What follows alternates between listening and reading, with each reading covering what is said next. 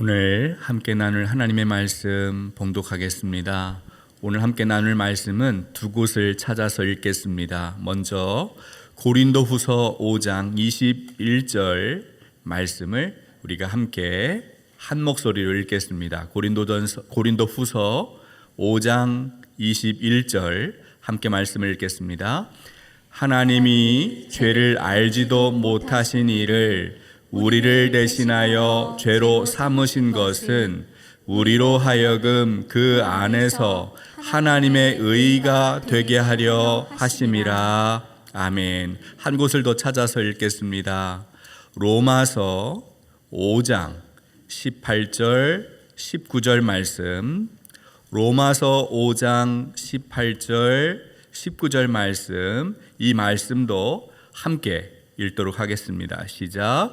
그런즉 한 범죄로 많은 사람이 죄에 이른 것 같이 한 의로운 행위로 말미암아 많은 사람이 의롭다 하심을 받아 생명에 이르렀느니라.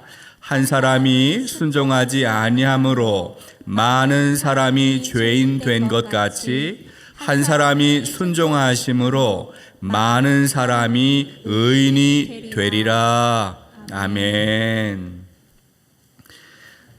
사도신경 네 번째 강의 시간입니다.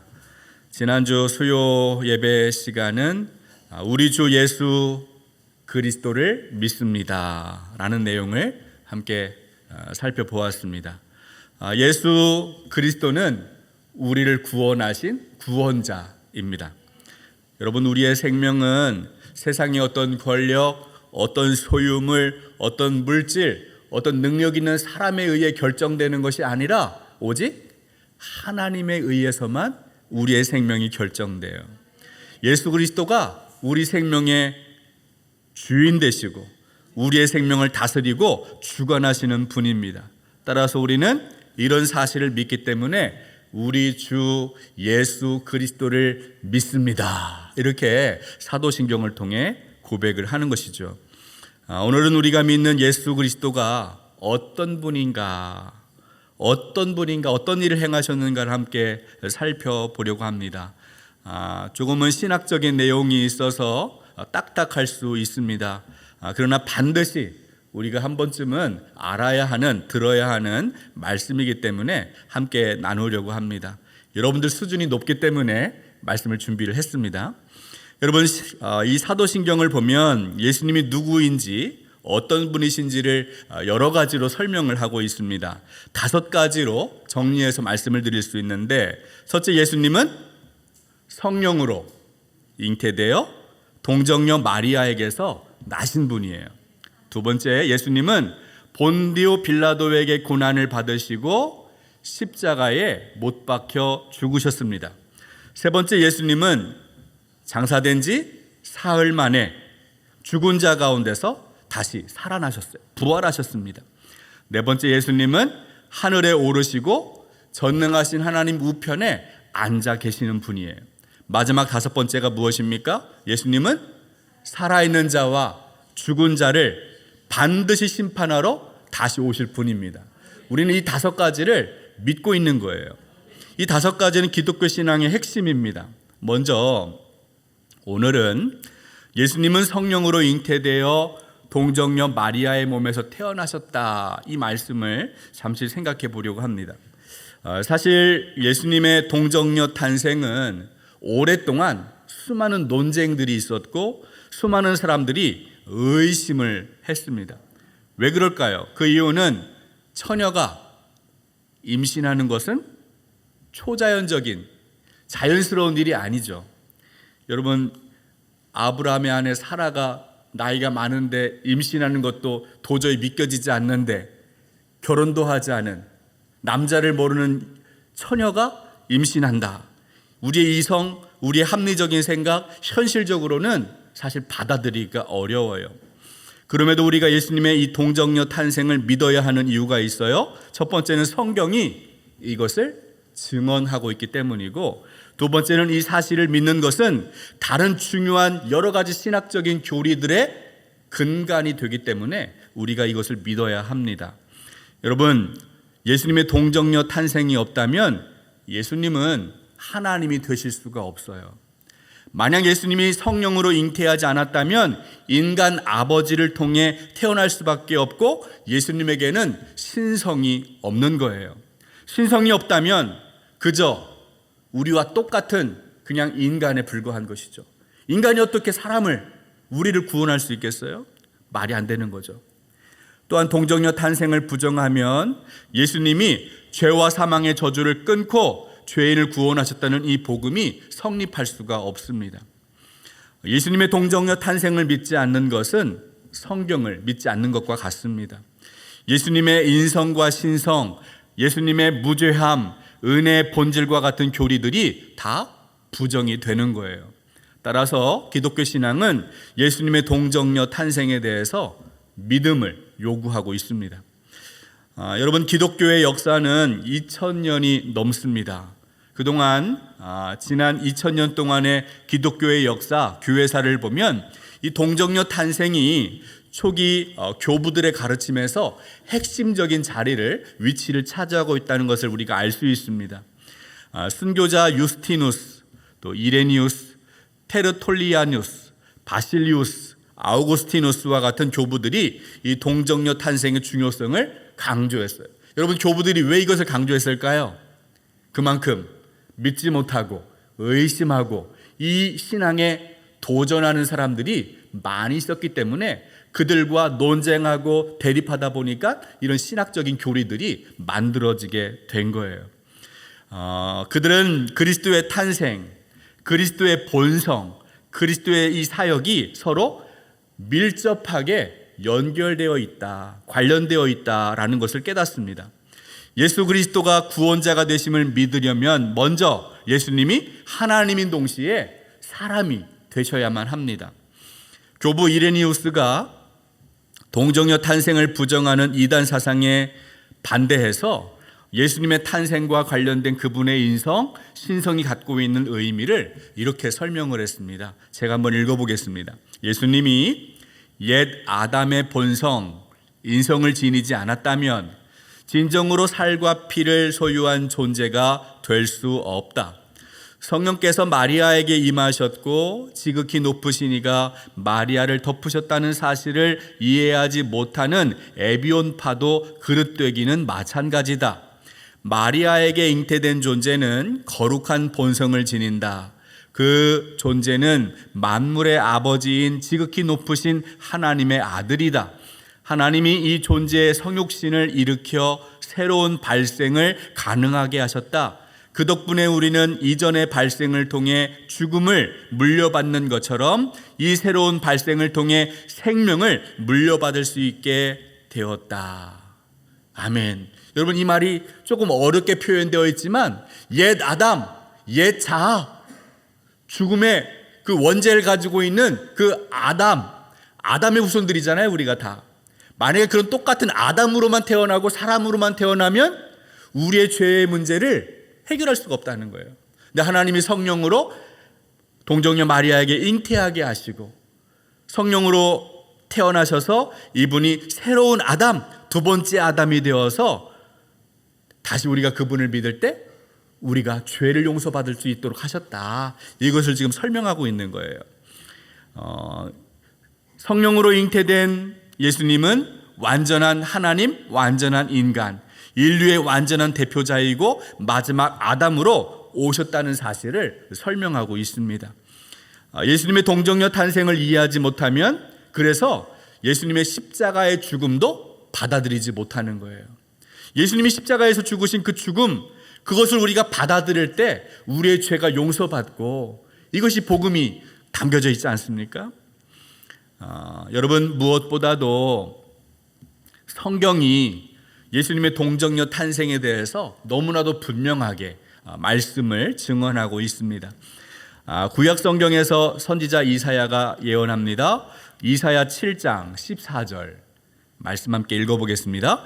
그러므로 주께서 친히 징조를 너희에게 주실 것이라. 보라, 처녀가 잉태하여 아들을 낳을 것이요 그의 이름을 임마누엘이라 하리라. 아멘. 여러분, 이사야가 500년 전, 600년 전에 이 예언을 하는 거예요. 우리를 구원할, 우리를 위해 대신 고난받으실 예수 그리스도 구원자가 오실 텐데 그분은 어떻게 오신다는 거예요? 처녀가 잉태하여 아들을 낳을 것이고 그분의 이름을 임마누엘이라 하라. 이렇게 하라고 예언을 했다는 거죠.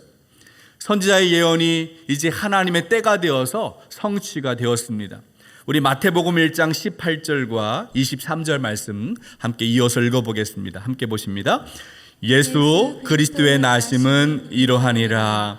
그의 어머니 마리아가 요셉과 약혼하고 동거하기 전에 성령으로 잉태된 것이 나타났더니 보라, 처녀가 잉태하여 아들을 낳을 것이요 그의 이름은 임마누엘이라 하리라 하셨으니 이를 번역한즉 하나님이 우리와 함께 계시다 함이라. 아멘. 마태복음이 뭐라고 예언합니까? 말씀합니까? 예수님이 성령으로 잉태되어 마리아, 동정녀 마리아의 몸을 통하여 나오셨다. 이것을 증언하고 있어요. 마태복음뿐만 아니라 누가복음에도 이것을 증언합니다. 가브리엘 천사의 말을 통해서 마리아가 처녀이고 성령의 능력으로 잉태하게 되었다. 이것을 증언하고 있어요. 누가복음 1장 27절 말씀 함께 읽어보겠습니다. 다윗의 자손 요셉이라 하는 사람과 약혼한 처녀에게 이르니 그 처녀의 이름은 마리아라. 누가복음 1장 34절 35절입니다. 마리아가 천사에게 말하되 나는 남자를 알지 못하니 어찌 이 일이 있으리까? 천사가 대답하여 이르되 성령이 내게 임하시고 지극히 높으신 이의 능력이 너를 덮으시리니 나실 바 거룩한 이는 하나님의 아들이라 일컬어지리라. 아멘. 여러분, 천사가 마리아에게 와서 성령으로 임신하게 될 거다 수태고지를 하게 되죠. 그러니까 마리아가 두려워하면서 나는 남자를 알지 못합니다 이렇게 대답을 했어요. 그럴 때 성령께서 말씀하시는 거죠. 성령을 통해 예수님이 잉태하게 된다. 이것을 분명하게 말씀하고 있습니다. 우리는 예수님의 동정녀 탄생을 신학적으로 매우 중요한 의미가 있다는 것을 알아야 합니다. 세 가지 중요한 의미를 제가 말씀드리려고 합니다. 첫 번째, 동정녀 탄생은 예수 그리스도의 참된 신분, 예수님이 참 하나님, 참 인간이라는 사실을 말해주고 있습니다. 웨인 구르뎀이라는 조직 신학자가 있는데 여기에 대해서 이렇게 설명합니다. 하나님은 그 무한하신 지혜로 그리스도의 탄생을 통해 인성과 신성을 하나로 결합하기로 작정하셨다. 그 결과 그리스도께서는 보통 사람처럼 인간 모친을 통해 인간으로 출생함으로써 온전한 인생을 지니게 되었고 성령의 강력한 역사를 통해 마리아의 몸에서 잉태됨으로써 온전한 신성을 지니게 되셨다. 여러분, 예수님이 참 인간, 참 하나님, 어떻게 그렇게 됩니까? 인간인 마리아의 몸을 통해서 나오셨기 때문에 참된 인간이시고 성령을 통해 잉태되었기 때문에 참 하나님이시다. 이것을 설명하고 있다는 거죠. 예수님은 사람의 의지로 태어난 것이 아니에요. 사람의 노력해서 나오신 분이 아니에요. 성령을 통해 잉태되어셨기 때문에 인성과 신성의 결합이 가능하다. 이렇게 설명하고 있습니다. 두 번째로 동정녀의 탄생은 죄 없는 아기의 잉태라는 점에서 기적을 낳았습니다. 여러분, 성경은 아브라함의 후손이 죄책을 물려받는다라고 설명합니다. 말씀하고 있어요. 그러나 예수님은 아담의 후손이 아니에요. 예수님은 아담의 죄를, 그 원죄를 물려받지 않습니다. 오늘 우리가 읽은 말씀 다시 한번 읽어봅니다. 고린도후서 5장 21절, 로마서 5장 18절 19절 함께 말씀 읽어보겠습니다. 하나님이 죄를 알지 못하신 이를 우리를 대신하여 죄로 삼으신 것은 우리로 하여금 그 안에서 하나님의 의가 되게 하려 하심이라. 그런즉 한 범죄로 많은 사람이 정죄에 이른 것 같이 한 의로운 행위로 말미암아 많은 사람이 의롭다 하심을 받아 생명에 이르렀느니라. 한 사람이 순종하지 아니함으로 많은 사람이 죄인 된 것 같이 한 사람이 순종하심으로 많은 사람이 의인이 되리라. 아멘. 여러분, 고린도 후서의 말씀을 보십시오. 하나님은 죄를 알지 못하시는 이를 우리를 대신하여 죄를 감당할 수 있도록 우리에게 예수 그리스도를 보내주셨다. 그분을 믿는 것, 그것이 하나님의 의가 나타났다, 이렇게 말씀하고 있는 거예요. 로마서의 말씀도 보십시오. 한 사람이 많은 죄를 범했어요. 그 사람 누구예요? 아담이에요.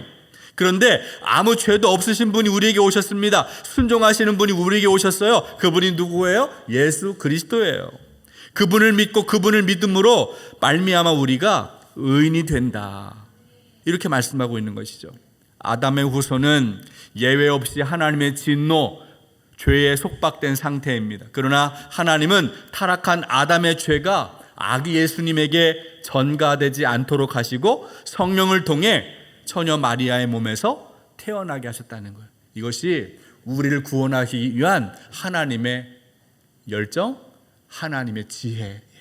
하나님이 우리를 얼마나 사랑하시는지, 우리를 사랑하시는 방법으로 독생자 예수 그리스도를 내어주시는 방법으로 이 일을 행하셨다는 거죠.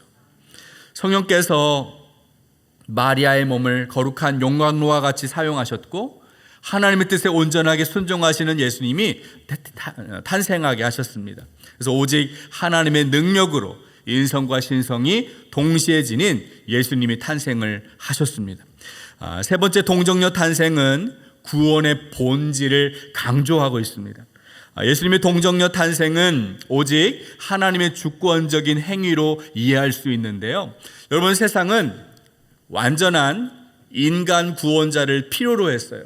그래서 예수님이 오셨는데 그분이 하나님의 아들이신 것을 모르고 왕으로 자꾸 세우려고 하는 것이 인간 예수님으로 그들이 생각했기 때문인 거죠. 세상은 지금도 어떤 위대한 통치자나 능력 있는 사람을 통해서 세상의 구원받기를 열망하고 자기의 힘으로, 돈으로, 권력으로 자신들이 구원받을 수 있다고 착각을 합니다. 그러나 여러분, 인간은 자기의 힘으로 구원을 할 수가 없어요. 그것이 불가능하기 때문에 예수님이 오신 거거든요. 예수님의 동정녀 탄생은 하나님이 초자연적인 방법으로 이 역사 가운데, 우리 인생 가운데 개입하셨다는 것을 보여주는 사건입니다. 따라서 신학자들이 뭐라고 말하냐면 이 동정녀 탄생을 가리켜서 성경에서 선봉장과 같은 역할을 한다. 또 정통주의를 가리는, 올바른 신학을 가리는 시금석이 바로 이 동정녀 탄생의 신학이다, 이렇게 평가를 합니다. 여러분, 예수님의 동정녀 탄생이 없다면 구원의 역사에서 구원자가 등장할 수가 없어요. 성경에서 동정녀 탄생을 기록하고 증언하고 있다면 이것은 분명한 사실이고 우리 또한 마땅하게 이 사실을 믿어야 합니다. 마지막으로 한 가지 더 생각해 볼 것이 있습니다. 여러분, 이 사도신경에서 성령으로 잉태되어 동정녀 마리아에게서 나시고 라고 우리가 고백하는데, 이 고백은 예수님의 어머니를 찬양하는 내용이 아니에요. 여러분, 이것은 예수님의 성육신을 증언하기 위한 목적이거든요. 그런데 로마 카톨릭 신학자들은 마리아론 또는 마리아 숭배를 지지하고 있습니다. 마리아론이 뭐냐면 마리아가 구원의 협조자다라고 믿는 신앙이에요. 마리아가 다른 인간과 다르게 원죄 없이 태어났고 죽은 다음에 바로 부활의 영광에 들어갔다라고 주장하는 아주 비성경적인 가르침을 그들은 주장하고 있어요. 하지만 성경은 마리아도 우리와 똑같은 구원받아야 할 죄인으로 여겼다라는 사실을 성경은 말씀하고 있습니다. 여러분, 누가복음에 나오는 마리아의 찬가, 마리아의 찬양을 한번 보십시오. 누가복음 1장 46절부터 48절 말씀 한번 우리 같이 읽어보겠습니다. 누가복음 1장 46절부터 48절까지 함께 읽습니다. 마리아가 이르되 내 영혼이 주를 찬양하며 내 마음이 하나님 내 구주를 기뻐하였음은 그의 여종의 비천함을 돌보셨음이라. 보라, 이제 후로는 만세의 날을 복이 있다 일컬으리로다. 아멘. 여러분, 이 찬양은 마리아가 천사로부터 수태고지를 받고 하나님 말씀이 내게 이루어지길 원합니다, 이렇게 말씀을 받아들였을 때 고백했던 찬양입니다. 여러분, 이 고백에 따르면 마리아가 자신을 종이다, 비천한 여종이다, 이렇게 표현하고 있어요. 자신도 우리와 똑같은, 우리처럼 구원받아야 할 죄인, 하나님의 구원이 필요한 존재라고 인정하고 있는 거예요. 마리아도 원죄를 가지고 태어난 사람에 불과합니다. 따라서 사람에 불과한 마리아를 숭배하는 것은 잘못된 거예요. 물론 마리아가 그런 상황에서 믿음으로 말씀을 받아들이는 신앙, 마리아의 신앙, 마리아의 믿음은 우리가 존중하고 우리도 그런 믿음을 가져야 하지만, 그렇다고 그를 마치 하나님처럼 숭배하는 것은 아주 잘못된 신학이라는 것이죠. 사랑하는 여러분, 오늘 우리가 예수 그리스도를 믿는다라는 고백을 할 때에 우리가 믿는 예수 그리스도가 누구인지 함께 생각해 보았어요. 예수님이 누구십니까? 예수님은 성령으로 잉태되어 동정녀 마리아에게서 태어나셨어요. 우리는 이 사실을 믿고 예수님이 하나님, 참 인간이신 것을 고백합니다. 아무 흠도 죄도 없는 하나님의 본체, 하나님과 동등하신 예수님은 자기를 낮추시고 우리 대신 십자가에 달려 우리의 죄를 대속하셨어요. 우리는 예수 그리스도의 피로 말미암아 구원받았어요. 우리의 의로운 행위가 아니에요. 우리의 노력이나 우리의 열심이 아니라 하나님이 보내주신 독생자 예수 그리스도를 믿는 그 믿음으로 말미암아 구원을 받는 것입니다. 사도신경을 고백할 때마다 하나님이 행하신 이 놀라운 지혜를 깨닫고 주님의 그 깊은 사랑, 그 은혜를 깊이 묵상할 수 있는 여러분들 되시기를 주님의 이름으로 축복합니다.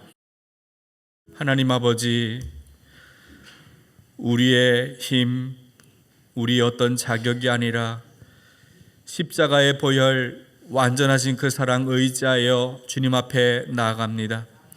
예수님이 성령으로 잉태하시고 동정녀 마리아의 몸에서 태어나신 것을 믿습니다. 참 하나님이신 주님께서 사람의 몸으로 오셔서 우리 죄를 대신하여 죄를 담당하시고 사망에서 생명으로 옮겨주신 그 은혜를 감사합니다. 이 놀라운 일을 행하신 주님의 지혜를 찬송하며 주님의 그 은혜, 그 사랑을 기억함으로 오직 주님만 바라보고 주님만 의지하는 성도의 삶을 살도록 인도하여 주옵소서. 이제는 우리 주 예수 그리스도의 크신 은혜와 하나님의 놀라우신 사랑과 성령의 감화감동 충만하신 역사가 참 하나님이신 주님께서 성령으로 잉태되어 참 하나님이 되신 것을 믿는 믿음으로 고백하는 우리 교회 모든 성도 머리 위에 지금부터 영원토록 함께 해 주시기를 간절히 축원하옵나이다. 아멘.